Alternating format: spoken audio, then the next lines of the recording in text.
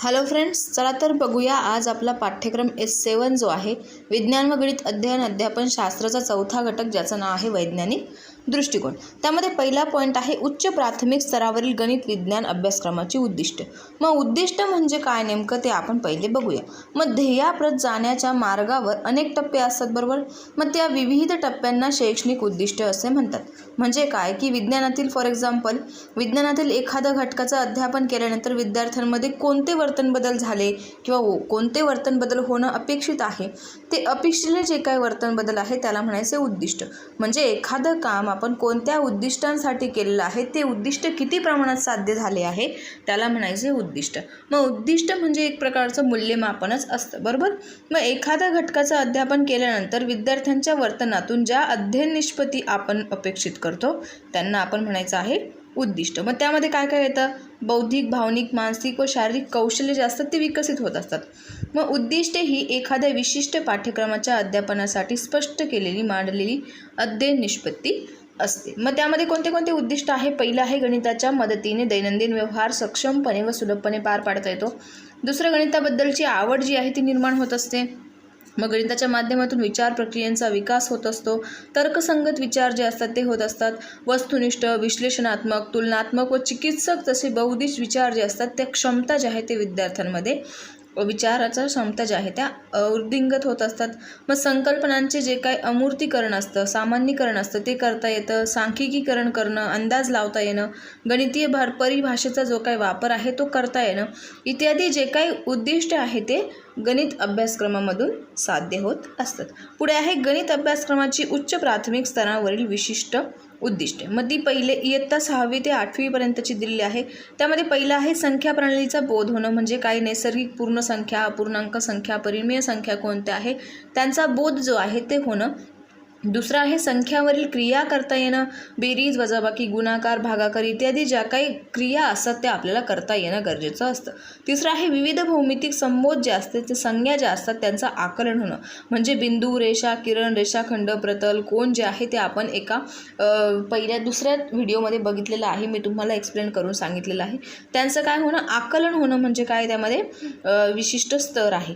ते चौथं आहे भौमितिक रचना ज्या आहे त्या करता येणं। सूत्रांच्या सहाय्याने भौमितिक आकृत्यांची परिमिती किंवा मग क्षेत्रफळ काढता येणं इत्यादी गोष्टी ज्या आहेत त्या आपल्याला त्याच्यामध्ये साध्य करता आल्या पाहिजे। मग सांख्यिकी माहितीचे वर्गीकरण करता आलं पाहिजे। बीजगणितातील विविध संज्ञांचे आकलन होणं व बैजिक राशींवर विविध क्रिया करणं इत्यादी गोष्टी आपल्याला त्यांच्यापासून करता आल्या पाहिजे। तिसरा पॉईंट आहे उच्च प्राथमिक स्तरावरील विज्ञान अभ्यासक्रमाची सर्वसामान्य उद्दिष्ट। मध्ये कोणती कोणती आहे? इम्पॉर्टंट आहे, 2 मार्क्सला विचारलं जाऊ शकतं। तर पहिलं आहे परिसरात घडणाऱ्या घटनांमधील कार्यकारणांचा संभावांचा परिचय करून घेणं। दुसरं आहे नैसर्गिक साधन संपत्तीचा विवेकपूर्ण वापर करणं। वैज्ञानिक दृष्टिकोन निर्माण करणं। निरीक्षण, परीक्षण, प्रयोग व निष्कर्ष या टप्प्यातून विज्ञान अनुभव घेणं। विज्ञानातील मूलभूत संबोध, संकल्पना, तत्त्वे यांचे आकलन करणं। विज्ञान व तंत्रज्ञानाच्या दैनंदिन जीवनात वापर, त्याच्या अतिरेकी वापरापासून निर्माण होणाऱ्या ज्या काही समस्या आहे त्या समस्या सोडवता येणं। मिळवलेलं जे काही ज्ञान आहे त्याच्या आधारे किंवा त्या माहितीच्या आधारे निर्णय घेण्याची क्षमता विकसित करणं। पारंपरिक व स्थानिक ज्ञानाचा उपयोग व जाणीवपूर्वक तेथे वापर करता येणं। परिभाषिक शब्दांचे जे अर्थ आहे ते जाणून त्यांचा योग्य व नेमका वापर शिकवणं इत्यादी जी काही उद्दिष्ट आहे ती उच्च प्राथमिक स्तरावर साध्य करता येतील। नंतर आहे दुसरा पॉईंट गणित व वैज्ञानिक दृष्टिकोन विकासात शिक्षकाची भूमिका। मग गणित व विज्ञान शिक्षकाची गुणवैशिष्ट्य काय काय आहे ते आपण सर्वसामान्यपणे बघितलेले आहे। मग गणित विषयाचा जो काही ज्ञानाचा उपयोग आहे तो दैनंदिन जीवनात फार मोठ्या प्रमाणावर होत असतो। मग बालकाचा सर्वांगीण विकास आहे, बालकाच्या संपूर्ण व्यक्तिमत्वाचा विकास आहे, हे शिक्षणाचे प्रमुख उद्दिष्ट आहे। हे व्यक्तिगत किंवा सर्वांगीण जो काही विकास आहे, बोधात्मक, भावनात्मक आणि क्रियात्मक क्षेत्रातील उद्दिष्टांचा विकास जो आहे तो होणं अपेक्षित असतं। परंतु ज्या काही प्रचलित आहे शिक्षण पद्धतीमध्ये त्या बोधात्मक क्षेत्रावर जास्त भर दिलेला दिसतो। मग परंतु याचबरोबर भावनात्मक व क्रियात्मक क्षेत्रांचा सुद्धा समावेश असणं गरजेचं आहे. मग भावनात्मक क्षेत्रामध्ये वृत्ती, ॲटिट्यूड किंवा दृष्टिकोन निर्मितीचा समावेश करणं, या क्षेत्रावर लक्ष केंद्रित केले तर शिक्षणातून चरित्र्यवान सर्वगुण संपन्न जे नागरिक असतात, विद्यार्थी जे असतात ते सुजाण नागरिक बनू शकतील. मग भावनात्मक क्षेत्राकडे लक्ष दिलं तर प्रत्येक व्यक्तीची जी वृत्ती आहे ती चांगल्या प्रकारची निर्माण होईल.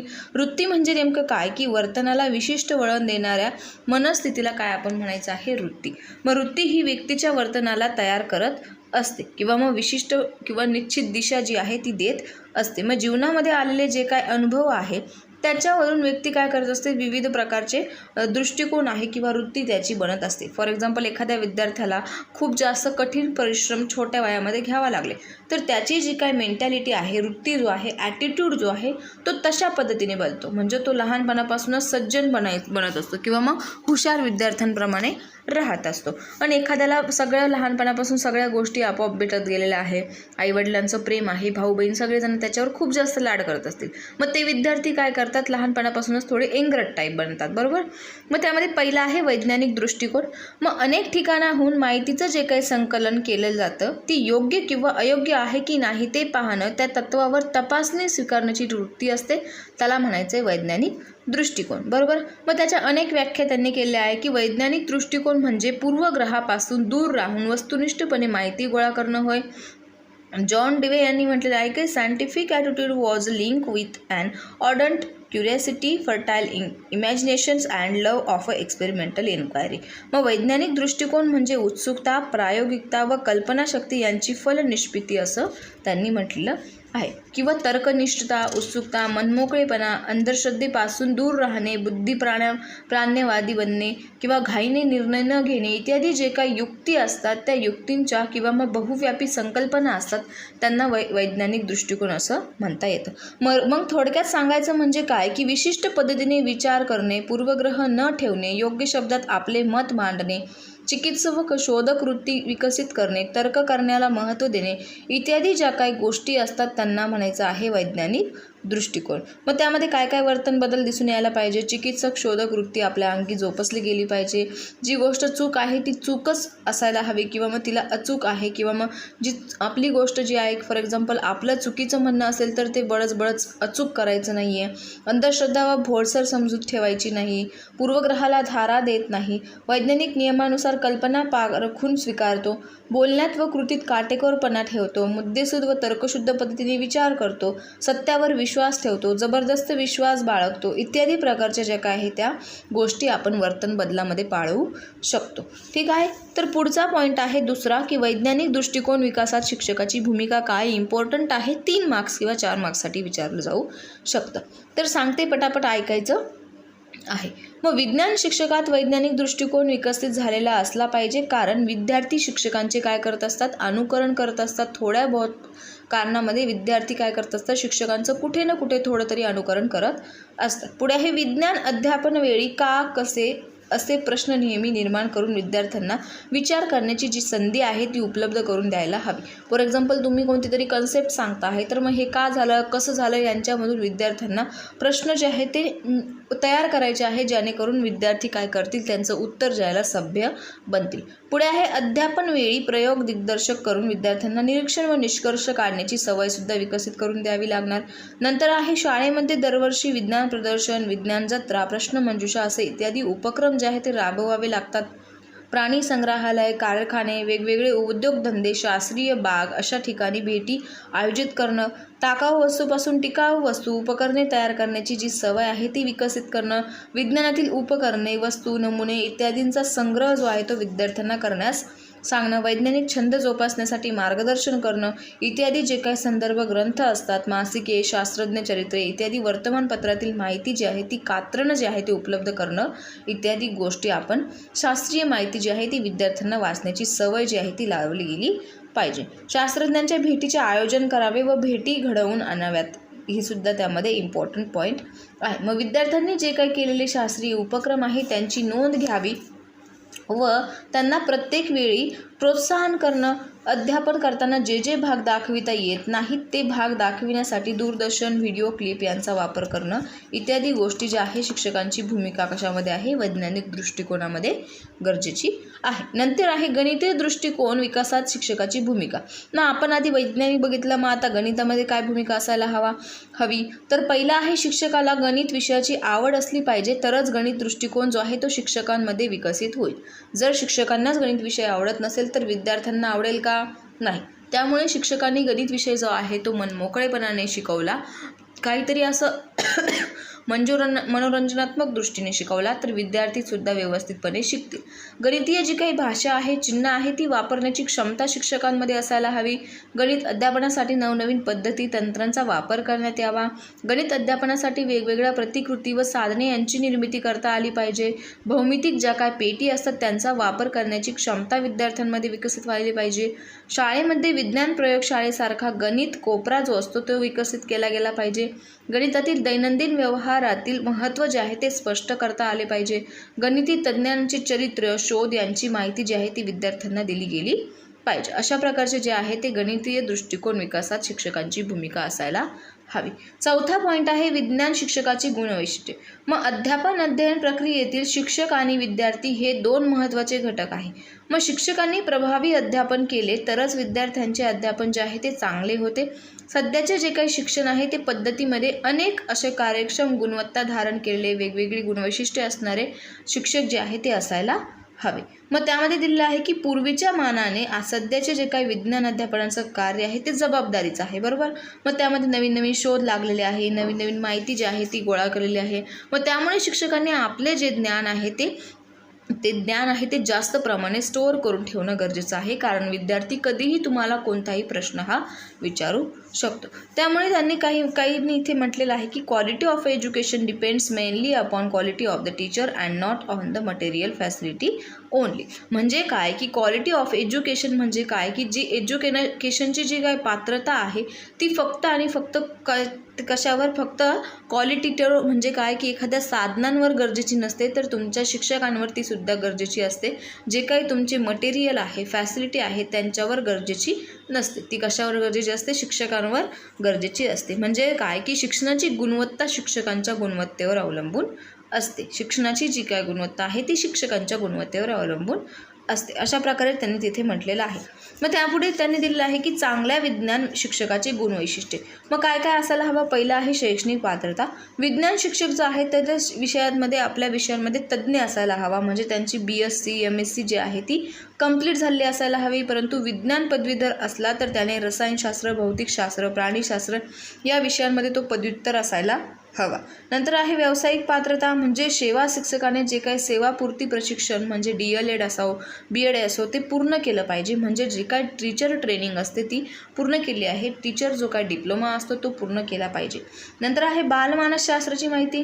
मग वर्गातील माहिती विद्यार्थी एक दुसऱ्यापासून अनेक बाबतीत भिन्न असते, बरोबर. मग प्रत्येकाची आवड, बुद्धिमत्ता, आकलन क्षमता, वाढ, प्रत्येकाचे जे काही विकास आहे या बाबतीत भिन्नता आपल्याला आढळून येते. म्हणून शिक्षकाला वाढ व विकासाच्या जे काय अवस्था आहे याची माहिती असायला हवी. नंतर आहे ज्ञानाचा भुकेला.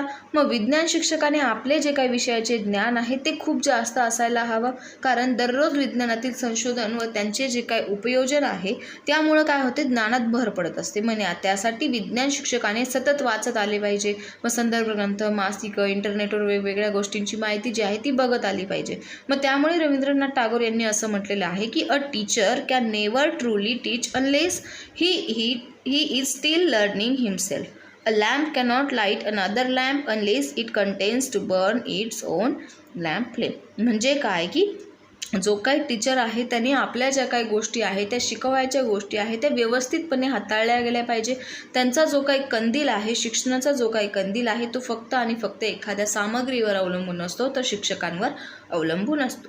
पाचवा आहे विज्ञानाबाबत अभिरुची. मग व्यक्तीला आवड असल्याशिवाय तो कोणतेही काम करू शकत नाही. विद्यार्थ्याला किंवा व्यक्तीला किंवा शिक्षकाला आपल्या विषयाची आवड असणं गरजेचं आहे.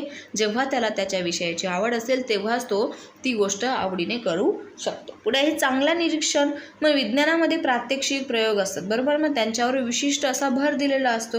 मग प्रत्येक बाबींचे अचूक व सूक्ष्म निरीक्षण करावे लागते. मग निरीक्षणावरून ज्या काही नोंदी आहेत त्या नोंदवल्या जातात, निष्कर्ष काढले जातात. त्यामुळे शिक्षकांचं जे काय आहे निरीक्षण वृत्ती जी आहे ती चांगली असायला हवी. नंतर आहे प्रयोगाबाबत जागृत. मग विज्ञानामध्ये अनेक प्रकारचे प्रयोग आपल्याला करावे लागतात. मग अध्यापन करताना प्रयोग दिग्दर्शक व विद्यार्थ्यांना दिग्दर्शनामध्ये सहभागी करून घेतल्यामुळे निरीक्षण शक्ती जी आहे ती वाढीस लागते. मग नोंदी करण्याची जी काही सवय आहे, मग अनुमान काढण्याची क्षमता जी आहे ती विद्यार्थ्यांमध्ये वाढीस लागते. त्यामुळे तर्कशुद्ध पद्धतीने विचार करण्याची सवय विद्यार्थ्यांना लागते आणि त्यामुळं काय झालं, वर्गामध्ये जास्तीत जास्त प्रयोग जे आहे ते शिक्षकांनी विद्यार्थ्यांना करून दाखवायला हवे. नंतर आहे मूल्यमापन तंत्रांची जाणीव. मग शिक्षकाला लेखी परीक्षा, प्रात्यक्षिक परीक्षा, तोंडी परीक्षा व प्रयोगाचे जे काही मूल्यमापन आहे ते करावे लागते. त्यामुळं काय होतं, सातत्यपूर्ण सर्वंकष मूल्यमापन जे आहे त्याची जी काय आहे करण्याची, मूल्यमापनाची नवनवीन तंत्रे, पद्धती ज्या आहे त्या असणं गरजेचं आहे. त्या हँडल करणं शिक्षकांना आलं पाहिजे. पुढे आहे दृकश्राव्य साधनांचा वापर. मग विज्ञानामध्ये अनेक प्रकारचे नमुने, प्रतिकृती अध्यापनासाठी वापरला जातात. मग याशिवाय काही गोष्टी ज्या आहेत त्या दाखवता येत नाहीत, त्या दाखविण्यासाठी दृकश्राव्य साधनांचा वापर करावा लागतो. फॉर एक्झाम्पल, तुम्हाला पृथ्वी जी गॅलेक्सी आहे ती दाखवता येणार नाही, प्रत्यक्ष दाखवता येते का? नाही. त्यामुळे तुम्हाला तिथं जो काही तुमचे दृकश्राव्य साधने आहे, LCD म्हणा, प्रोजेक्टर म्हणा, यांची तुम्ही काय करू शकतात, यूज करू शकतात. नंतर आहे प्रायोगिक कौशल्य. मग शिक्षकाला वर्गामध्ये अध्यापन करताना प्रयोगाचे दिग्दर्शन करावे लागते. मग त्याप्रमाणे प्रयोगशाळेतसुद्धा प्रयोग करावे लागतात. मग त्यासाठी प्रयोगपूर्व प्रक्रियांतर्गत व प्रयोगानंतरची कौशल्ये आत्मसात असावी लागतात. मग साहित्य निवड, पर्यायी साहित्यांचा वापर, प्रत्यक्ष प्रयोग करणं इत्यादी गोष्टी ज्या आहेत ते विद्यार्थ्यांना किंवा शिक्षकांना अवगत असल्या पाहिजे. पुढे आहे पूरक उपक्रमांची माहिती. मग शिक्षकाला अध्यापनाव्यतिरिक्त इतर जे काही पूरक उपक्रम आहेत त्यांची माहिती जी आहे ते उपक्रम शाळेमध्ये राबवले गेले पाहिजे. मग विज्ञान मंडळ म्हणा, शालेय बागा, व्याख्याने आयोजित करणं, शास्त्रज्ञ स्थळांना भेटी देणं, शास्त्रीय छंद जोपासणं इत्यादी ज्या गोष्टी आहेत ते उपक्रम जे आहे त्यांचं नियोजन शिक्षकांना करता आलं पाहिजे. पुढे आहे नवोपक्रमशीलता. मग नवनवीन जे काही प्रकल्प आहे ते तयार करणं, दैनंदिन अध्यापनातील ज्या समस्या आहेत त्या निराकरण करण्यासाठी उपाययोजना करणं, नवीन अध्यापन पद्धती, तंत्र यांचा वापर शिक्षकांनी करण्यात आपल्या शिक्षणामध्ये केला गेला पाहिजे. पुढे आहे चित्रकलेचे ज्ञान. मग विज्ञान आणि चित्रकला या विषयामध्ये समन्वय आहे, कारण विज्ञानामध्ये आकृत्यांना फार महत्त्व आहे. मग विज्ञानात आकृत्या, चित्रे, आलेख काढण्यासाठी चित्रकलेचा उपयोग जो आहे तो केला गेलेला असतो. मग अशा प्रकारे विज्ञान विषयाची वैशिष्ट्ये जी आहे ती असायला हवी. तर कोणती कोणती आहे आपण एकदा परत ते शॉर्टकटमध्ये बघूया. पहिला आहे शैक्षणिक पात्रता, व्यावसायिक पात्रता, बालमानसशास्त्राची माहिती, ज्ञानाचा भुकेला, विज्ञानाबाबत अभिरुचिता, चांगला निरीक्षक, प्रयोगाबाबत जागृत, मूल्यमापन तंत्रांची जाणीव, दृकश्राव्य साधनांचा वापर, प्रायोगिक कौशल्य, पूरक उपक्रमांची माहिती, नवोपक्रमशीलता आणि चित्रकलेचे ज्ञान. पुढे आहे गणित शिक्षकाची गुणवैशिष्ट्ये. मग आता आपण विज्ञान बघितलं तर आता आपण गणिताचे बघूया. मग गणित विषयाची फक्त ज्ञान देऊन चालत नाही, बरोबर. मग गणित विषय जे आहे ते प्रॅक्टिकल आहे, त्याच्यामध्ये तर्क करून दाखवणं किंवा ते सॉल्व करून दाखवणं गरजेचं असतं. निरीक्षण करणं, अनुमान काढणं, गणितीय क्रिया झटपट करता येणं, गणितीय दृष्टिकोन निर्माण करणं इत्यादी जे काही कौशल्य आहे ते गणित शिक्षकांची गुणवैशिष्ट्यामध्ये असायला हवे. त्यातली पहिली आहे शैक्षणिक पात्रता. मग गणित विषयाचा जो काही शिक्षक आहे तो आपल्या विषयात तज्ज्ञ असायला हवा. त्याने गणित विषय जो आहे तो घेऊन पदवी संपादित केली गेलेली असायला हवी. त्याचं जे ज्ञान आहे गणिताचं ते परिपूर्ण असायला हवं. ते ज्ञान परिपूर्ण असल्याशिवाय तो चांगल्या प्रकारे अध्ययन जे आहे ते करू शकत नाही. दुसरं आहे व्यावसायिक पात्रता. मग शिक्षकाने सेवापूर्व प्रशिक्षण म्हणजे BEd, DEd जे आहे ते कोर्स जे आहे ते पूर्ण केले असायला हवे. नंतर आहे गणित विषयाचे ज्ञान व त्यावर प्रभुत्व. मग काय आहे गणित विषयाला जो काय किंवा मग शिक्षकाला आपल्या विषयाचं जो परिपूर्ण सखोल माहिती असायला हवी. त्याचं जे काय गणित विषयाचं ज्ञानाचं प्रभुत्व आहे ते चांगलं असायला हवं. मग तसेच गणित शिक्षकाचा जो आपला विषयाचा अभ्यासक्रम आहे, पाठ्यक्रम आहे, त्यांची उद्दिष्टे आहे ती व्यवस्थितपणे माहिती असायला हवी. मग त्यासाठी जे काही संदर्भ पुस्तके असतात, मासिके असतात, नियतकालिके असतात ते त्यांनी वाचायला हवी. नंतर आहे बालमानसशास्त्राची माहिती. मग गणित शिक्षकाला बालमानसशास्त्राची माहिती असायला हवी. वर्गामध्ये भिन्न बुद्धिमत्ता असलेले विद्यार्थी असतात. प्रत्येकाचं जी काय मेंटॅलिटी असते ती वेगवेगळी असते. मग प्रत्येकाला कोणती समस्या कधी येईल ते सांगण्यासाठी त्यांना बालमानसशास्त्राची जी आहे ती माहिती असायला हवी. त्या समस्या सोडवण्यासाठी मार्गदर्शन करता आलं पाहिजे. पुढे आहे अध्यापन पद्धती व तंत्राचे ज्ञान. मग शिक्षकाला गणित अध्यापन पद्धती आणि तंत्र यांची माहिती असायला हवी. मग प्रत्येक घटकातील जो काय आशय आहे, विविध पद्धती आहे, तंत्र आहे, त्यांची निवड शिक्षकाला करता आली पाहिजे. कारण काय होतं की एकच पद्धत किंवा एकच तंत्र प्रत्येक घटकाला लागू पडत नाही. प्रत्येक जो काय घटक आहे त्याच्यामध्ये संशोधन करून बघितलं जातं. नवीन नवीन पद्धती आणि तंत्र जे आहे त्याच्यामध्ये वेगवेगळे प्रकारचे अंमलात आलेले असतं. नंतर आहे शैक्षणिक साहित्य निर्मिती. मग गणितीय शिक्षकाला अध्यापनासाठी काही शैक्षणिक साहित्यांची गरज असते. मग ती कोणती आहे? प्रतिकृती आहे, तक्ते, चित्रे, आलेख इत्यादींचा वापर जो आहे तो शैक्षणिक साहित्य निर्मितीमध्ये येत असतो. नंतर आहे भौमितिक पेटीचा वापर. मग शिक्षकाला जो काय अध्यापन करत असताना भौमितिक पेटी म्हणजे काय, त्याच्यामध्ये आपले भौमितिक पेटी म्हणजे त्याच्यामध्ये कर्कटक येणार, कोनमापक येणार इत्यादी ज्या काही गोष्टी आहेत त्यांचं हाताळण्याचं जे कौशल्य आहे ते शिक्षकांना अवगत असायला हवं. नंतर आहे मूल्यमापन तंत्रांची माहिती. मग शिक्षकाला विद्यार्थ्यांना मूल्यमापन करावं लागतं. उदाहरणार्थ परीक्षा आहे, त्यासाठी शिक्षकाला मूल्यमापन प्रक्रियेचे ज्ञान जे आहे ते असणं गरजेचं आहे. कशा प्रकारे आकरित मूल्यमापन असतं, कशा प्रकारे संकलित मूल्यमापन असतं, त्यांचे चार्ट कसे असतात ते शिक्षकांना माहिती असणं गरजेचं आहे. मग त्यामुळं काय होतं, गणित विषयाची जी आवड आहे ते निर्माण करणं, व्यक्तिभिन्नता लक्षात घेऊन मार्गदर्शन करणं, स्वतःचे ज्ञान अद्ययावत ठेवणं किंवा नवनवीन अध्यापन पद्धती तंत्रांची माहिती घेणं, आपल्या विषयांसंबंधी व अध्यापनात येणाऱ्या ज्या काही समस्या आहेत ते सोडवणे, चर्चासत्रे, कार्यसत्रे तयार करणं इत्यादी गोष्टी त्यामध्ये करता येणं गरजेचं असतं. मग त्यामध्ये काही आवश्यक गोष्टी असतात, त्या कोणत्या आहे. शिक्षकामध्ये गणितीय दृष्टिकोन जो आहे तो असला पाहिजे, म्हणजे तो आपल्या विद्यार्थ्यांमध्ये गणितीय दृष्टिकोन विकसित करू शकेल. जर गणितीय भाषा चिन्हे त्यांच्या योग्य वापराची क्षमता शिक्षकाकडे असली पाहिजे तरच तो भाषा चिन्ह योग्य वापरू शकतो आणि आपल्या विद्यार्थ्यांनाही ते वापरायला सांगू शकतो. गणित शिक्षकाला योग्य पद्धती व तंत्र यांची निवड पूर्ण तयारी जी असते ती करण्याची सवय असायला हवी. शिक्षक हा प्रयोगशील, उपक्रमशील आणि अनुभव संपन्न असायला हवा. मग अशा प्रकारे वरील जे काही सर्व गुण आहेत ते शिक्षकांमध्ये असायला हवे. परंतु वरील सर्व गुण नसतील तर ते आत्मसात करण्याचा प्रयत्न केला पाहिजे. म्हणजे गणित अध्यापनातील जे समस्या आहेत त्यांचं निराकरण करता येणं गरजेचं आहे. पुढचा पॉईंट आहे सामाजिक समस्यांच्या निराकरणात विज्ञानाचे योगदान. वैज्ञानिक जाणीव जागृती कार्यक्रम. मग त्यामध्ये कोणते आहे तर ते आपण बघूया. मग आपला जो काही देश आहे तो विकसनशील आहे, बरोबर. मग आपल्या देशाची लोकसंख्या जवळपास 120 कोटींच्या वर आहे. मग त्यामुळे आपल्या देशात अनेक सामाजिक समस्या ज्या आहेत त्या येत असतात. फॉर एक्झाम्पल आरोग्य समस्या आहे, स्वच्छता आहे, ऊर्जा संकट आहे, पर्यावरण प्रदूषण, अंधश्रद्धा निर्मूलन अशा प्रकारच्या समस्या आहे. मग त्यामुळे राष्ट्रीय अभ्यासक्रम तयार करताना जे काही 10 गावाभूत घटक आहे ते आपण बघितले, त्यांचा समावेश यामध्ये केलेला आहे. मग भारतातील सर्व राज्यांना समान गरजा ज्या आहेत त्या लक्षात ठेवून किंवा लक्षात घेऊन एकात्मता जी आहे, भारताची जी एकात्मता आहे ती जोपासण्याची वृत्ती जी आहे ती सगळ्यांमध्ये असायला हवी. मग यात प्रामुख्याने पर्यावरणाचे संरक्षण आहे, समाजाची अडचणींचे निर्मूलन आहे, लहान कुटुंबांचा आदर्श इत्यादी गोष्टी त्यामध्ये समाविष्ट केलेल्या आहेत. मग त्यामध्ये पहिला आपण बघूया सामाजिक समस्या निराकरणात विज्ञानाचे योगदान. त्यामध्ये इम्पॉर्टंट आहे, 4 मार्क्सला विचारलं जाऊ शकतं. मग शालेय अभ्यासक्रमामध्ये विज्ञान विषय हा अनिवार्य आहे, बरोबर. मग विज्ञान विषयातून वेगवेगळे शोध, तत्वे, नियम जे आहे, सिद्धांत जे आहे त्यांचं अध्ययन आपण करत असतो. मग त्यामध्ये काय आपल्या जे काही देशामध्ये अनेक सामाजिक समस्या आहे. फॉर एक्झाम्पल आहे की अंधश्रद्धा आहे, जुन्या रूढी परंपरा आहे, त्या समस्या सोडवण्यामध्ये विज्ञानाचे जे योगदान आहे ते पुढील प्रमाणे आहे. पहिला आहे अंधश्रद्धा निर्मूलन. मग समाजात वेगवेगळ्या प्रथा, रूढी परंपरा ज्या आहे त्या ज्या काय आहे त्या मांजर आडवं गेल्यावर काम होणार नाही, घरावर बसून कावळा ओरडला की पाहुणे येणार, पाहुण्याची घागर गेली, एखादी सुवासनी अडली की काम चांगले होणार नाही, लहान मुलं रडायला लागलं की दृष्टी काढणे, भूताने झपाटणे इत्यादी ज्या काय अंधश्रद्धा असतात त्यांच्या आज जो काय आहे देश जो आहे तो त्यांच्यामध्ये चालला आहे. मग वेगवेगळे जे काही भोंदू बाबा असतात ते समाजाची दिशाभूल करत आहेत. मग या सर्व ज्या काही रूढी परंपरा आहेत त्या कशा चुकीच्या आहेत हे विज्ञानामुळे सिद्ध आपल्याला करता आलं पाहिजे. मग त्यासाठी समाजातील जी काही बुवाबाजी आहे, भोंदू बाबा जे आहे त्यांच्या हालचाली, खोटेपणा जो आहे तो समाजापुढे आणणं गरजेचं आहे. मग जे सत्य आहे त्याचा पारखून स्वीकार करणं आणि जे काय असत्य आहेत त्यांचा जो काय आहे अस्वीकार करणं विद्यार्थ्यांना किंवा माणसांना आलं पाहिजे. पुढे आहे वैयक्तिक व सामाजिक स्वच्छता.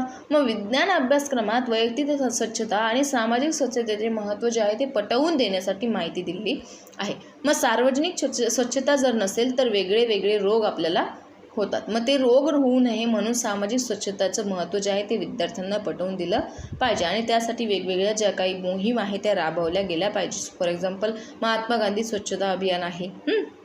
तिसरं आहे सामाजिक आरोग्य.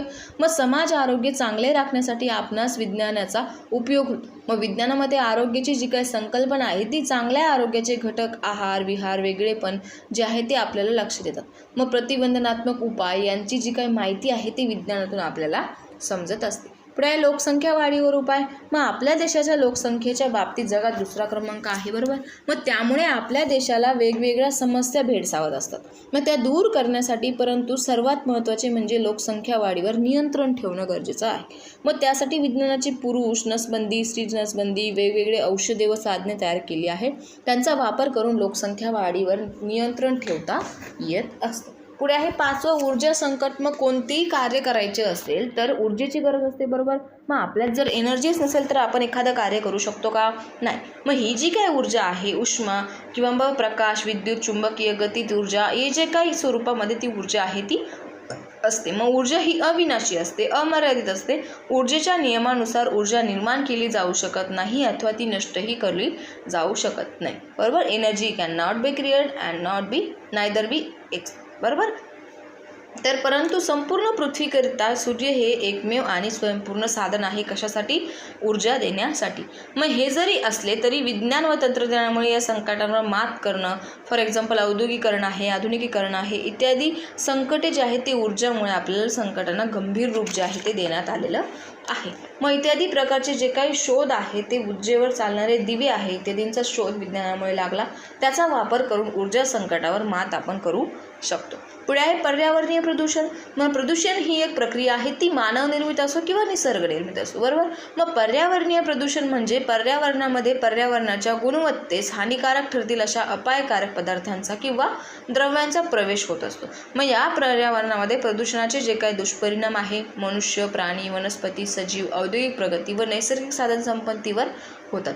मग फॉर एक्झाम्पल आहे वायू, जल, भूमी प्रदूषणाचे दुष्परिणाम इत्यादी गोष्टींचा जे काही उपाय आहे त्यावर आपल्याला करता येणं गरजेचं आहे. नंतर आहे पर्यावरण संरक्षण. मग नैसर्गिक साधन संपत्ती सर्व प्राणीमात्रांचा समान हक्क आहे, परंतु मानवाने भूमी, जल, वायू, वनस्पती, खनिजे अशा प्रकारच्या संपत्तीवर स्वामित्व स्थापन केलं आहे.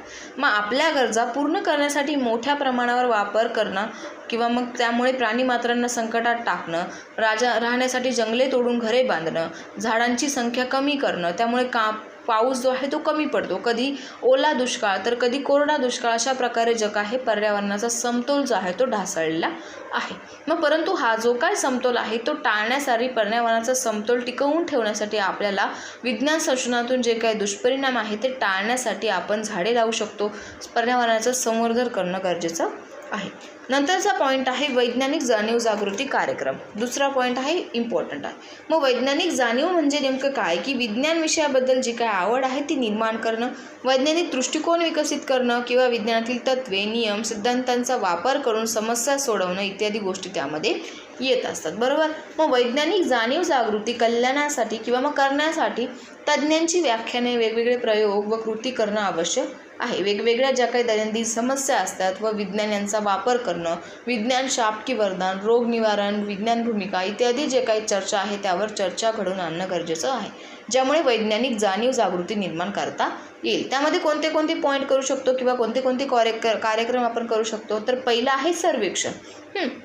मग वैज्ञानिक जाणीव जागृती कार्यक्रम राबविण्यापूर्वी सद्यस्थितीची माहिती संकलित करणं गरजेचं आहे, बरोबर. मग उदाहरणार्थ एखाद्या परिसरातील व्यक्तीसाठी कार्यक्रम राबवायचा आहे आणि त्यासाठी अगोदर त्यांच्यामध्ये किती प्रमाणात जाणीव जागृती आहे हे तपासणं गरजेचं आहे. फॉर एक्झाम्पल एखाद्या विद्यार्थ्यांच्या घरी जायचं आहे आणि त्याच्या घरी आपल्याला झाडं लावायचं आहे, परंतु त्याला झाडं लावायची जर आवडच नसेल तर ते काही झाडं लावून देणार आहे का आपल्याला त्याच्या घरासमोर? नाही. म्हणजेच काय, की एखादा कार्यक्रम घ्यायचा आहे तर त्या कार्यक्रम ज्याच्याविषयी घ्यायचा आहे किंवा ज्याच्याकडून आपल्याला प्रदर्शित करायचा आहे त्या व्यक्तीला तो कार्यक्रमाची आवड किती टक्के आहे किंवा आहे की नाही हे तपासणं गरजेचं आहे, बरोबर. नंतर आहे त्या परिसरात राहिलेल्या ज्या काही व्यक्ती आहेत त्यांच्याकडे प्रश्नावलीच्या सहाय्याने विविध जे काही सर्वेक्षण असतं त्यांची माहिती संकलन करणं गरजेचं आहे. मग ते कार्यक्रम जे आहे ते राबविल्यानंतर जाणीव जागृती झाली आहे की नाही ते सुद्धा सर्वेक्षणाच्या मदतीने आपल्याला पाहता येतं. म्हणजेच काय की जाणीव जागृती आहे की नाही, कोणकोणते उपक्रम राबवावेत, कोणते उपक्रम राबवू नयेत, कोणते उपक्रम राबविल्यानंतर किती टक्के व्यक्तीमध्ये जाणीव जागृती होईल इत्यादी गोष्टींचं सर्वेक्षण आपल्याला करायला लागतं. फॉर एक्झाम्पल आहे वैज्ञानिक जाणीव जागृतीमध्ये येणाऱ्या समस्या आहे, कार्यक्रमाची परिणामकारकता आहे. ठीक. मग दुसरं आहे चर्चा. मग वादविवाद टाळून एखाद्या प्रश्नाच्या किंवा सत्य शोधण्यासाठी केलेली जी काही शाब्दिक धडपड असते त्याला म्हणायचं आहे चर्चा. मग चर्चा ही 2 प्रकारची असते, एक असते अनौपचारिक आणि एक असते औपचारिक. मग पूर्वनियोजन न करता सहजतेने 4-5 जण एकत्रित येऊन एखाद्या विषयावर चर्चा करतात, तिला आपण म्हणतो अनौपचारिक चर्चा, बरोबर. तर पूर्वनियोजन एखाद्या विषयाची निश्चित करून व्यक्तींना एकत्रित करून चर्चा घडवली जाते, त्याला आपण म्हणतो औपचारिक चर्चा. फॉर एक्झाम्पल एखादा कार्यक्रम करायचा आहे तर त्यासाठी आपण 7-8 जणांना गोळा करतो, तर त्याला म्हणायचं आहे औपचारिक चर्चा. आणि तुमचे फ्रेंड सर्कलमध्ये बसलेलं आहे आणि तुम्ही कोणत्या तरी टॉपिकवर बोलताय, तिला म्हणायचं आहे अनौपचारिक चर्चा. मग चर्चेचे जे काही गट असतात ती गट चर्चा, पथक चर्चा, चर्चासत्र, परिसंवाद इत्यादी प्रकार त्यामध्ये असतात. मग प्रत्येक प्रकाराने चर्चा घडवून आणायची असेल तर त्या विषय जो असतो तो निश्चित करावा लागतो, मग त्याचं नियोजन करावं लागतं. मग व्यक्तींना एकत्र आणणं, व्यक्तींच्या संख्या चर्चेत प्रकारानुसार ठरवलं जाणं. मग चर्चामध्ये विषयाचे अनेक जण असतात, विवेचन करतात, प्रत्येकाचं मत जे असतं ते वेगवेगळं असतं. उदाहरणार्थ वैज्ञानिक जाणीव जागृती करण्यासाठी व्यक्तींच्या समोर वैज्ञानिक जाणीव जागृती म्हणजे काय, जाणीव जागृती का आवश्यक आहे, त्याचे फायदे काय आहे, तोटे काय आहे, दैनंदिन जीवनात त्याचा उपयोग काय काय आहे इत्यादी गोष्टींवर आपण चर्चा जी आहे ती घडवून आणू शकतो. मग चर्चेमुळे काय होतं, विचारांची देवाणघेवाण होते. चर्चेत सहभागी होणं किंवा आपले विचार मांडण्याची सवय जी आहे ती लागणं, दुसऱ्याचे विचार ऐकून घेण्याची सवय लागणं, आत्मविश्वास वाढणं, आपल्या कृती विचारामध्ये बदल होत असतात, एखाद्या विषयाचे सखोल ज्ञान आपल्याला मिळतं, वैज्ञानिक दृष्टी व शास्त्रीय पद्धतीने विचार करण्याची सवय आपल्यामध्ये जी आहे ती रूढ होत असते. ठीक. पुढे आहे पोस्टर मोहीम. मग पोस्टर हे वैज्ञानिक जाणीव जागृती करण्यासाठी महत्त्वाचे दृक साधन आहे. मग पोस्टरचे 2 भाग पडतात. वरच्या भागात आशयाला अनुसरून असतं, चित्र, आकृत्या, चिन्हे असतात. तर पोस्टरच्या खालच्या भागात घोषवाक्य मोजक्या व थोडक्या अक्षरात किंवा चित्रांमध्ये वर्णन केलेलं असतं. त्यामुळे संबंधित जो काही विषय आहे तो अचूक आहे की नाही किंवा समर्पक ज्ञान मिळतं आहे की नाही हे त्यामधून आपल्याला समजतं. उदाहरणार्थ अंधश्रद्धा निर्मूलन आहे हा विषय असेल तर अंधश्रद्धेचे जे प्रकार आहेत त्या दूर करण्यासाठी उपाय, अंधश्रद्धा निर्मूलनातील जे काही विज्ञानाचे योगदान आहे यावर आधारित पोस्टर तयार केले जातात. मग त्याचे जे काही प्रदर्शन आहे ते भरवले जातात. मग ते विद्यार्थी व परिसरातील लोकांसाठी खुले ठेवले जाते. तसेच प्रत्येक पोस्टरवर असलेले जे काही विषयाची माहिती आहे ती दिली जाते. एखाद्या विषयाची सखोल माहिती चित्राच्या माध्यमातून देण्याचं उत्तम साधन म्हणजे काय आहे, पोस्टर मोहीम आहे. ठीक आहे. तर पुढचा जो पॉईंट आहे तो आपला आहे जनजागृती फेरी. मग वैज्ञानिक जनजागृती जी आहे ती करण्यासाठी जनजागृती फेरी उपक्रमाची प्रभावी वापर आपल्याला करता येऊ शकतो. मग जनजागृती फेरी काढण्यापूर्वी विषय निश्चित करावा लागतो. उदाहरणार्थ एड्स दिनानिमित्त फेरी काढायची असल्यास एड्स म्हणजे काय आहे, एड्स कशामुळे होतो, या रोगाची लक्षणे काय काय आहे, उपाय काय काय आहे, किंवा रोग होऊ नये म्हणून प्रतिबंधात्मक उपायावर काय काय घोषवाक्य तयार करता येतील, चांगल्या व योग्य वाक्यांची निवड करता येईल, त्यांची पोस्टर तयार करणं, जेवढी पोस्टर तेवढे गट तयार करणं, प्रत्येक गटाचा नेता ठरवणं, त्यांच्या हाती पोस्टर्स देऊन घोषणा देण्यास सांगणं, अशा रीतीने आपण काय करतो, फेरी जे आहे ते काढू शकतो. नंतर आहे क्षेत्रनिहाय तज्ज्ञ मार्गदर्शन. मग विज्ञान विषयामध्ये अनेक शाखा व उपशाखा आहे. मग समाजात सर्व शाखांचे उपशाखांचे सखोल ज्ञान मिळवणं किंवा असणं तज्ज्ञ उपलब्ध आहेत. मग विषय व त्यांचे कार्य जे आहे ते करण्याचा क्षेत्र जे आहे ते अंधश्रद्धा निर्मूलन असो किंवा मग एखादा विषय असो त्याच्यामध्ये तो तज्ज्ञ असायला हवा. मग पर्यावरण संरक्षणासाठी जी काही माहिती द्यायची असेल तर पर्यावरण शास्त्र शिक्षणातील तज्ज्ञांचे व्याख्यान आयोजित करावे लागणार आणि लोकसंख्या वाढीवर दुष्परिणामांची जी काही माहिती आहे ती द्यायची असेल तर त्या विषयाच्या तज्ज्ञ व्यक्तीला बोलवणं गरजेचं असतं. तिसरा आहे नामशेष होणाऱ्या प्राणी व वनस्पती संवर्धनासाठी उपाययोजना व शासकीय योजना. पहिली आहे सद्यस्थिती. वनस्पती व प्राणी यांच्या काही जाती प्रजाती नामशेष होणं ही प्रक्रिया काही प्रमाणात नैसर्गिक स्वरूपाची आहे, परंतु मानवाची निसर्गातील ढवळाढवळ वाढल्यामुळे प्राणी वनस्पती नामशेष होण्याची जी प्रक्रिया आहे ती बऱ्याच प्रमाणे मानवनिर्मित झालेली आहे. मग त्याची काय काय कारणे आहेत? जंगलतोड आहे, मानव शेती शहरीकरण आहे, औद्योगिकरण आहे, लोकसंख्या वाढ आहे. मग जंगलामुळे काय होतं? गुरे चराई करतात, जंगलांचा वापर मोठ्या प्रमाणात चराईसाठी केला जातो, त्यामुळे जमिनीची धूप होऊ लागली आहे. मग त्यामुळे जमिनीचे जे काय रूपांतर वाळवंटात होत चाललेलं आहे. मग तेथील जे काय प्राणी वनस्पती आहे ते नष्ट होत चालले. मांस, कातडे, फर, हस्तिदंत आहे इत्यादींचा जो काही शिकार करून तस्करी केल्यामुळे प्राणींचं नामशेष जे आहे ते होत आहे. मग तसेच काही प्राणी व वनस्पतींच्या काही प्रजातींमुळे निर्यात केल्यामुळे प्राणी जे आहे ते नामशेष होत चाललेले आहे. इत्यादी बऱ्याच साऱ्या गोष्टी त्यामुळे आहे. नंतर आहे उपाययोजना. मग त्यासाठी काय काय उपाययोजना आपण करू शकतो? पहिला आहे नैसर्गिक अरण्य आणि प्राणी यांच्या मर्यादित उपयोग करून त्यांचं संरक्षण करावं. वनस्पती व प्राण्यांच्या विशिष्ट प्रजातींना संपूर्ण संरक्षण देण्याची जी काय मोहीम आहे ती संख्या जी आहे ती वाढवावी. वन्यजीवनाच्या संरक्षणाकरिता असणारे कायदे कडक करून त्याची अंमलबजावणी करावी. वनक्षेत्रासाठी राखीव भूमीचा विकास करावा. दुर्मिळ वनस्पती व प्राणी निर्यातीवर बंदी घालावी. वन्य प्राण्यांच्या शिकारीवर बंदी घालावी. त्यांच्या कातडी, शिंग, हाडाचा व हस्तिदंतांचा व्यापार थांबवावा. इत्यादी ज्या काही गोष्टी आहेत त्यांचं असे करण्यावर कडक जे काही शासन आहे ते नियम, शासनाचे जे काय आहे ते शासन दंड करावा. मग पर्यावरण संरक्षणाबद्दल व्यापक जागृती निर्माण करणं, त्यासाठी वेगवेगळे उपक्रम राबवले पाहिजे.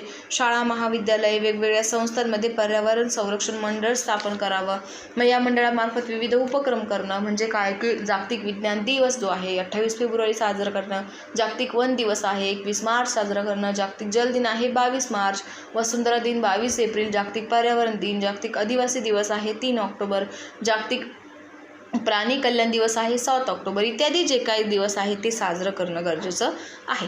नंतर आहे चर्चासत्र भरवले पाहिजे. वृक्षरोपण, वृक्षजतन करणं इत्यादी जे काही कार्यक्रम आहे ते सहभागी करणं. जैवविविधता टिकवण्यासाठी प्रयत्न करणं. अशा प्रकारे जे काय आहे उपाययोजनांची आपण अंमलबजावणी करू शकतो. नंतर आहे तिसरं शासकीय योजना. मग केंद्रीय पर्यावरण मंत्रालय व स्वयंसेवी संघटना वनस्पती व प्राणी जीवन संवर्धनासाठी मोठ्या प्रमाणात प्रयत्न करत आहे. मग त्यांचा जो काय वाटा आहे तो यामध्ये मोठ्या प्रमाणात वाटा जो आहे. त्यामध्ये अशासकीय संस्था आहे पहिलं. मग त्यामध्ये काय काय आहे की बॉम्बे नॅचरल हिस्ट्री सोसायटी आहे. ही संस्था 1883 मध्ये स्थापन करण्यात आली. मग ही संस्था भारत, बर्मा आणि श्रीलंका देशातील प्राणी वनस्पती यांच्या विविध प्रजातींची माहिती संकलित करत असते. नंतर आहे wild life preservation society of India. ही संस्था इसवी सन 1958 मध्ये स्थापन करण्यात आली. याचे मुख्यालय डेहराडून येथे आहे. मग वन्यजीवन वनस्पती जे आहे व्यवस्थापन सक्रिय करणं ही संस्था कार्य करत असते. नंतर आहे world wild life fund in India. मग या जागतिक संस्थेची स्थापना जी आहे ती इसवी सन 1969 मध्ये करण्यात आली. मग भारतीय शाखेचे मुख्यालय येथे मुंबई येथे आहे. मग व्याघ्र प्रकल्पासाठी ती मदत करत असतात. नंतर आहे शासकीय संस्था. मग अशासकीय संस्थांबरोबर काही शासकीय संस्था आहेत त्याही यांच्यासोबत कार्यरत करत असतात. त्यातली पहिली आहे Indian board of wild life, बरोबर. नंतर आहे संरक्षित परिक्षेत्रांचे जाळे. मग राष्ट्रीय उद्याने आहे, अभयारण्य आहे, जैविक क्षेत्र आहे, नैसर्गिक क्षेत्र आहे, नैसर्गिक स्मारके आहे, परंपरागत सांस्कृतिक क्षेत्र आहे, बरोबर.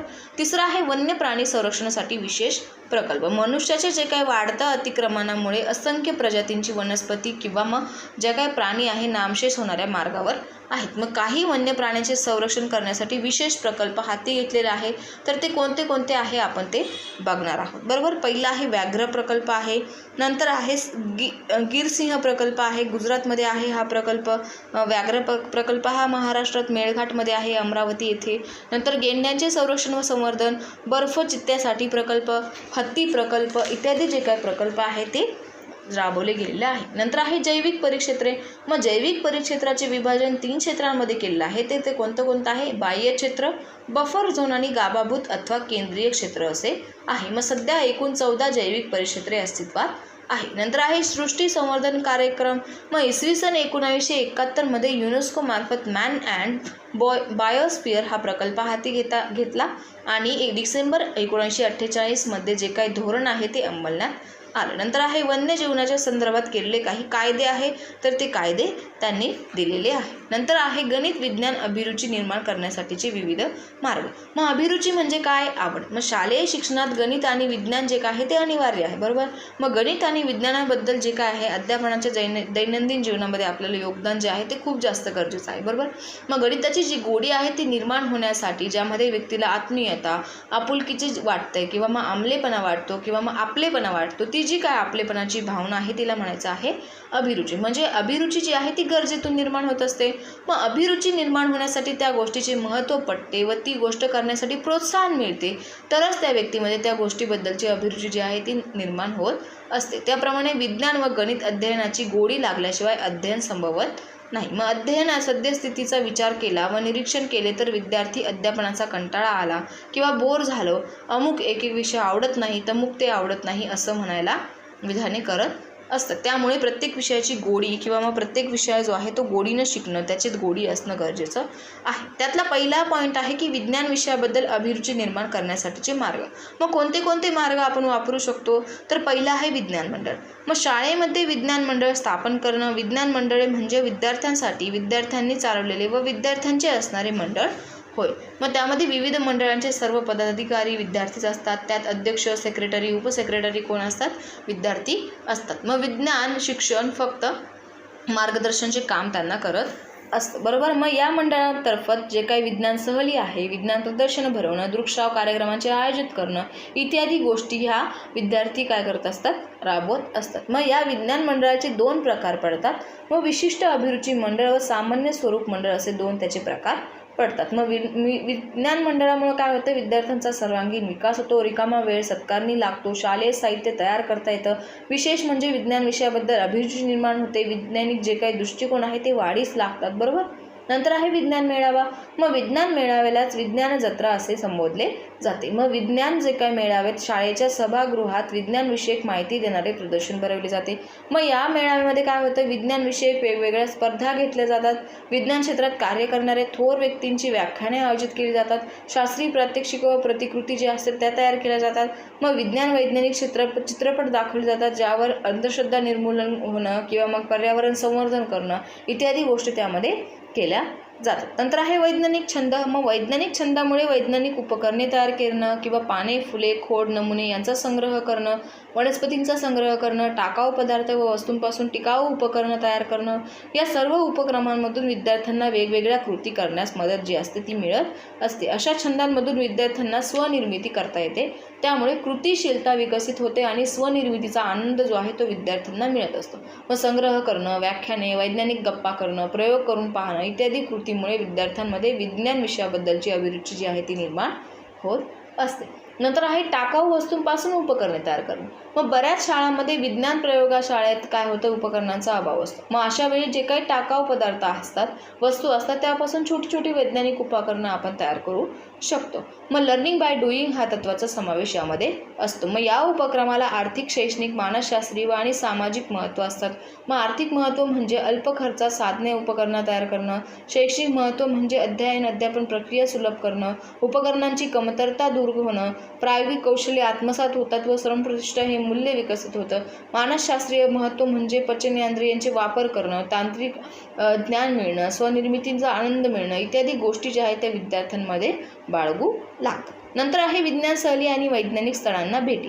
मग विज्ञान सहली म्हणजे वर्गात जे काही 4 भिंतीच्या आत ज्ञान न देता प्रत्यक्ष ठिकाणी जाऊन माहिती घेणं होय. मग यांचा हेतू म्हणजे काय? की प्रत्यक्ष ठिकाणांना भेटी देऊन निरीक्षणातून किंवा स्वअनुभवातून विद्यार्थी माहिती गोळा करत असतात. यामध्ये निसर्ग परिसर, निराळी प्रदर्शने, वस्तू संग्रहालय, प्राणी संग्रहालय, आकाश निरीक्षण, विविध प्रकारचे कारखाने, उद्योगधंदे, शेती, जंगले इत्यादी गोष्टी आपण या ठिकाणी विद्यार्थ्यांना प्रत्यक्ष नेऊन तो अनुभव आपण घेऊ शकतो. मग प्रत्यक्ष निरीक्षणाची जी संधी आहे ती प्राप्त झाल्यानंतर विद्यार्थ्यांना जे काय आहे हसत खेळत प्रत्यक्ष निरीक्षणातून विद्यार्थी जे आहे ती अभिरुची निर्माण करत असतात. मग निसर्गाबद्दल जी काय आत्मीयता असते किंवा आवड असते ती विद्यार्थ्यांच्या मनामध्ये निर्माण होते. नंतर आहे विज्ञान प्रदर्शन. विज्ञान अध्यापनाचा जो काही विज्ञान प्रदर्शनाचा महत्त्वाचा हिस्सा आहे त्यामध्ये तालुका स्तर असतं, जिल्हा स्तर असतं, राज्य स्तरापर्यंत जे काही प्रदर्शने असतात ते भरवले जातात. मग हे काय विज्ञान प्रदर्शन असतात ते उच्च गट किंवा मग प्राथमिक गट, माध्यमिक गट, उच्च प्राथमिक गट अशा प्रकारे गटांमध्ये केलेलं असतं आणि त्यांना जो काही सब्जेक्ट असतो तो नेमून दिलेला असतो. नंतर आहे विज्ञान चर्चा. मग जे काही चालू घडामोडी आहे, दैनंदिन जीवन आहे, विज्ञानाचा दैनंदिन जीवनावर होणारा परिणाम, विज्ञानातील शोध, त्यांचे उपयोग, अंधश्रद्धा दूर करण्यासाठी विज्ञानाची भूमिका इत्यादी गोष्टीवर चर्चासत्र जे आहे ते भरवू शकतो, बरोबर. मग त्यातून विद्यार्थ्यांना ज्या काही अंधश्रद्धा आहे किंवा मग अंधश्रद्धा निर्मूलन जे आहे ते होण्यास मदत होतं. नंतर आहे वनस्पती आणि प्राणी संग्रह करणं. मग लहान लहान ज्या काही वनस्पती आहे, काहींचे मूळ, पाने, फुले आणून एका मोठ्या पृष्ठावर चिपकवणं किंवा मग दाबून ठेवणं, वाळल्यानंतर ते नमुने पेपरवर चिटकवतात किंवा दोऱ्याने बांधतात, इत्यादी प्रकारची जी काही माहिती आहे ते आपण करू शकतो. नंतर आहे शालेय बाग. मग शालेय बागामुळं काय होतं, विद्यार्थ्यांना बगीचा असला, शाळेत बगीचा असला तर निसर्गाबद्दल जे काय आहे प्रेम जे आहे ते, आपुलकी आहे ती निर्माण होत असते. त्यातून मानवता आणि प्राण्यांबद्दल सुद्धा आपुलकी निर्माण होत असते. नवनवीन अध्यापन पद्धती आणि तंत्रांचा वापर करणं, प्रयोगशाळांचा जास्तीत जास्त वापर करणं, निरीक्षण करणं, प्रत्यक्ष कृती करणं, अनुमान काढणं इत्यादी संधी आपल्याला प्रयोगशाळेतून मिळत असतात. त्यामुळे प्रयोगशाळांचा वापर जो आहे तो जास्त प्रमाणात केला गेला पाहिजे. तज्ज्ञांची व्याख्याने व भेटी आयोजित करणं हेही त्यामध्ये गरजेचं आहे. विज्ञान प्रश्नमंजुषा ठेवणं. नंतर परिपाठामध्ये जे काय अध्यापन वेळीचे शास्त्र शोध असतात, शास्त्रज्ञांची माहिती जी असते ती दिली गेली पाहिजे. फॉर एक्झाम्पल आपण सुविचार सांगतो, दिनविशेष सांगतो, त्यामध्ये एखाद्या अध्यापनाची थोडक्यात, शास्त्रज्ञांची थोडक्यात माहिती दिली गेली पाहिजे. मग अध्यापन नाविन्यपूर्ण पद्धतींचा वापर त्यामध्ये करणं, बरोबर. अशा प्रकारच्या ॲक्टिव्हिटी आपण त्यामध्ये करू शकतो. नंतर आहे गणित विषयाबद्दल अभिरुची निर्माण करण्यासाठीचे मार्ग. मग गणितासाठी काय काय करणार आपण, गणित मंडळ तयार करणार, गणितीय कोपरा तयार करणार, गणितीय ज्ञान वास्तवाशी जोडणं, नाविन्यपूर्ण पद्धतींचा वापर त्यामध्ये करणं, गणितीय विषयासंबंधित चित्रफितीचा वापर करणं, मूलभूत क्रियांचे महत्त्व पटवून देणं, गणितीय खेळ त्यांचे जे काय आहे ती आवड निर्माण करणं, सोप्याकडून अवघडाकडे या सूत्राचा वापर आपण तेथे करणं, अध्यापनासाठी प्रेरणा आणि प्रोत्साहन विद्यार्थ्यांना देणं, गणित जे काय अध्यापनाच्या ज्या काय क्लुप्तांचा वापर करणं, म्हणजे जे काय सूत्रे आहे, नियम, घटक, उपघटक त्यांचं जे काय लक्षात ठेवणं ते सोपं जाईल अशा एखाद्या शॉर्ट ट्रिकचा वापर करणं, परिसरात किंवा मग परिपाठाच्या व अध्यापनात संदर्भ आल्यास गणितीय तज्ज्ञांची माहिती घेणं, गणितीय तज्ज्ञांची व्याख्याने आयोजित करणं इत्यादी गोष्टी आपण त्यामध्ये करू शकतो. नंतरचा पॉईंट आहे मानवी कल्याणासाठी विज्ञान व गणित अध्ययनाचे महत्त्व.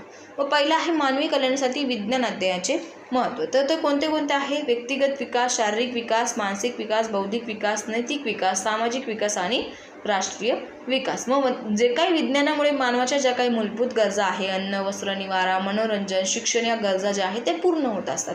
मग त्यामुळे विज्ञान अध्ययनामधील जे काही सामाजिक अनिष्ट रूढी परंपरा आहे त्यांचं निर्मूलन होणं गरजेचं आहे. मग त्यामध्ये व्यक्तिगत समतामध्ये किंवा व्यक्तिगत विकासामध्ये काय असतं की विज्ञान विषय जो आहे तो अध्ययनपणामुळे व्यक्तीला आहार, विहार, पोशाख इत्यादी गोष्टींची सवय लागलेली आहे. त्यामुळे व्यक्तीचा जो काय सर्व अंगांनी म्हणजे शारीरिक, मानसिक, बौद्धिक, नैतिक, सामाजिक, आर्थिक इत्यादी अंगांनी विकास होणं गरजेचं आहे. अन्न, पाणी, वस्त्र, निवारा याबरोबर माहिती जी आहे ती विद्यार्थ्यांना असते किंवा व्यक्तीला असते. परंतु त्यामुळे पर्यावरणातील या घटकाचा किती आपण वापर करायचा आहे किंवा पाणी किती वापरायचं आहे, लाईट बिल किती वापरायचं आहे किंवा वीज किती वापरायची आहे इत्यादी गोष्टींवर आपण जे आहे ते आळा घालणं गरजेचं आहे किंवा विचार करणं गरजेचं आहे. मानसिक विकासमध्ये ज्या काही अंधश्रद्धा आहेत त्या दूर करण्याचा प्रयत्न करायचा आहे. बौद्धिक विकासामध्ये एखादी जी काही गोष्ट आहे निरीक्षणावर भर द्यायचा आहे. निरीक्षण करणं, नोंदी ठेवणं, निष्कर्ष काढणं, समस्या सोडवणं इत्यादी गोष्टींवर भर द्यायचा आहे. नैतिक विकासामध्ये आपलं वर्तन कसं असायला हवं, आपण इतरांशी कसं वागायला हवं इत्यादींची गोष्टींची जाणीव असायला हवी. सामाजिक विकासामध्ये आपण समाजामध्ये कसं वागायला हवं, ज्या काही परंपरा, रूढी आहे त्या जपायला हव्या, त्यांचं निर्मूलन करायचं की नाही ह्या गोष्टींवर भर दिला पाहिजे. राष्ट्रीय विकासामध्ये आपण राष्ट्राचे एक आदर्श व्यक्तिमत्व आहोत किंवा मग राष्ट्राचे भावी नागरिक आहोत, त्यामुळे आपल्या राष्ट्राचा मान जो आहे तो आपण ठेवला पाहिजे. अशा प्रकारे ज्या काही मूल्य जे आहे ते आपण रुजवू शकतो किंवा मग विज्ञान अध्ययनाचे महत्त्व जे आहे ते त्यामध्ये आहे. नंतर आहे विज्ञान अध्ययनातून विकसित होणारे मूल्य. मग कोणते कोणते आहेत, त्यात बौद्धिक मूल्य आहे, जीवनोपयोगी मूल्य आहे, नंतर आहे व्यावसायिक मूल्य आहे, सांस्कृतिक मूल्य आहे, शास्त्रीय मूल्य आहे, शिस्तविषयक मूल्य आहे, नैतिक मूल्य आहे, रसग्रहणात्मक मूल्य आहे, परत अजून आहे मानसशास्त्रीय मूल्य आहे, सौंदर्यात्मक मूल्य आहे, संशोधन मूल्य आहे, श्रम करण्याचे मूल्य आहे इत्यादी प्रकारचे जे मूल्य आहेत ते त्यांनी तिथे दिलेले आहे. नंतर आहे मानवी कल्याणासाठी गणित अध्ययनाचे महत्त्व, इम्पॉर्टंट पॉईंट आहे. मग थोडक्यात म्हणजे काय की गणित जो विषय आहे किंवा ज्ञानाशिवाय, गणिताशिवाय किंवा मग एखादं जे काही गणितीय ज्ञान आहे त्याशिवाय किंवा गणितीय ज्ञानाशिवाय, अध्ययनाशिवाय आपण दैनंदिन जीवनात यशस्वी होऊ शकत नाही. त्यामुळे गणिताचे जे काही स्थान आहे ते अनन्यसाधारण आहे. मग त्यात पहिला पॉईंट आहे गणितीय अध्ययनाचा दैनंदिन जीवनाशी उपयोग जो आहे तो कसा आपण करू शकतो फर्स्ट इयरमध्ये आपण बघितलेला आहे. मग उच्च शिक्षणाची तयारी जी आहे ती कशी करू शकतो, इंजिनियर, संशोधक, स्थापत्य जे आहे ते कशा प्रकारे आपण त्यामध्ये गणिताचा उपयोग करू शकतो, विविध गुणांचा जो काही विकास कसा करू शकतो, तर्क काढणं, अनुमान लावणं, चिकित्सा करणं, निर्णायक विचार करणं, सर्जनशीलता जोपासणं इत्यादी त्यामध्ये आपण करू शकतो. बरोबर. मग त्यामध्ये विविध गुण म्हटल्यावर पहिलं आहे एकाग्रता. मग गणित हे जे काय अध्यापन आहे किंवा अध्ययनात अवधान केंद्रित करणं, गणित कसं सोडवायचं आहे, कोणतं सूत्र वापरायचं आहे, कोणत्या क्रिया कोठे करायचं आहे, सुरुवातीपासून शेवटपर्यंत जी काय मनाची एकाग्रता त्यामध्ये असणं गरजेचं आहे. तर त्याशिवाय उदाहरण सोडू शकत नाही. फॉर एक्झाम्पल तुम्ही एखादं गणित सोडवायला बसला आहेत आणि तुम्हाला स्टार्टिंगचे 2-3 स्टेप येत आहेत परंतु खालचं काही येत नाही आहे, मग तुम्ही ते सोडून द्यायचं नाही आहे, ते सोडवायचा प्रयत्न करायचा आहे. बरोबर. त्यामुळे एकाग्रता असणं गरजेचं आहे. नंतर आहे तार्किक विचारसरणी. मग गणित अध्ययनामुळे होणारे जे काही तार्किक विचारसरणी विकसित होत असते, फॉर एक्झाम्पल अंकगणित, बीजगणित, भूमिती इत्यादींचं प्रमेय सोडवताना जो काय तर्क आहे ते आपण लावत असतो. बरोबर. नंतर त्यामध्ये आहे आत्मविश्वास व स्वावलंबन. मग गणित अध्ययनामुळे व्यक्तीमध्ये जो काय आत्मविश्वास आहे तो वाढीस लागत असतो. मग कोणतीही क्रिया करायची असेल तर आत्मविश्वास असल्याशिवाय करता येत नाही. मग गणित अध्ययनामुळे जिद्द, चिकाटी, सहनशीलता, संयम यामुळे आत्मविश्वास वाढत असतो. मग व्यक्ती स्वावलंबी बनत असतो. इत्यादी गोष्टी कशामुळे होत असतात, आत्मविश्वासमुळे किंवा स्वावलंबनामुळे किंवा गणितीय कारणामुळे होत असतं. नंतर आहे व्यवस्थितपणा आणि अचूकता. मग गणित जे काय अध्ययन करत असताना किंवा उदाहरणं सोडवत असताना नियमांचा आधार घ्यावा लागतो. बरोबर. मग उदाहरणं सोडवताना क्रमाने पायऱ्या मांडाव्या लागतात. व्यवस्थित क्रमाने पायऱ्या मांडल्या नाही तर उत्तर आपलं चुकतं. म्हणजेच व्यक्तीमध्ये जे काही कार्य आहे ते करताना व्यवस्थितपणा विकसित होणं गरजेचं असतं. मग उदाहरण सोडवताना किमती योग्य घातल्या नाही तर आकडेमोड चुकू शकेल, उदाहरणे चुकू शकेल. त्यामुळे आपलं जे आन्सर आहे ते अचूक येईल किंवा चूक येईल त्यामुळे व्यक्तीत सूत्र जे आहे ते सूत्रांची निवड करणं, त्यात अचूक किमती भरणं, अचूक आकडेमोडी करणं, तसेच व्यक्तीच्या बोलण्यात, विचारात, लेखनात अचूकता स्पष्ट दिसून येत असते. नंतर आहे गणितीय दृष्टिकोन. मग गणित अध्यापनामुळे व्यक्ती दुसऱ्याच्या मतावर आदर करत असतं. बरोबर. मग सखोल विचार करणं, सत्याचा पडताळा करणं, कारण मीमांसा करणं, निरीक्षणावरून अनुमान काढणं किंवा मग योग्य अयोग्य ठरविताना गणिताचा वापर करणं इत्यादी म्हणजे काय व्यक्तीमध्ये ज्या काही गणितीय दृष्टिकोन आहे त्यांचा विकसित करणं गरजेचं आहे. ठीक आहे. तर शेवटचा पॉईंट आहे चॅप्टरचा, तर गणित अध्ययनातून मूल्यांचा विकास. मग जे काय आपण इतके बघितलं, 10 गावाभूत घटक बघितले, मूल्य बघितले, त्यामध्ये स्त्री पुरुष समानता आहे, श्रमप्रतिष्ठा, वैज्ञानिक दृष्टिकोन एटसेट्रा, जे काही त्यांचा विकास जो आहे, विकसन जे आहे ते गणितीय अध्यापनातून होणं गरजेचं आहे.